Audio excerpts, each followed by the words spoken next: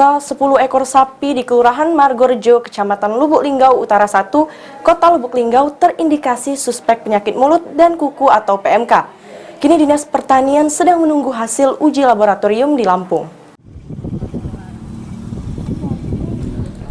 Merebaknya virus penyakit mulut dan kuku atau PMK pada hewan ternak seperti sapi membuat kekhawatiran para peternak di sejumlah daerah. Di Kota Lubuk Linggau terdapat 10 ekor sapi di Kelurahan Margorejo, Kecamatan Lubuk Linggau Utara 1, Kota Lubuk Linggau terindikasi suspek PMK.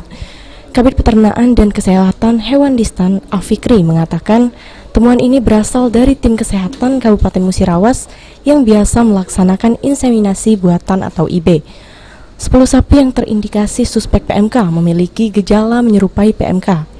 4 ekor yang mati mendadak, 5 ekor disembelih paksa, dan 1 ekor yang masih hidup. Kemudian dokter hewan langsung ambil sampel, kemudian diswab tepat di lidah yang bengkak seperti sariawan untuk diuji laboratorium di Lampung. Untuk suspek PMK itu ada 10 ekor, tapi yang masih ada itu 1 ekor. Kita sudah ambil sampelnya, sudah dikirim ke Balai Veteriner Lampung yang akan diuji lab.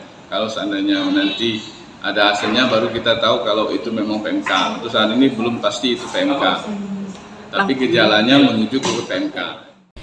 Mengantisipasi penurunan PMK untuk sementara waktu, Dinas Pertanian Lubuk Linggau membuat surat edaran untuk menyetop sementara sapi dari luar daerah. Tri Hajaria, PAL TV.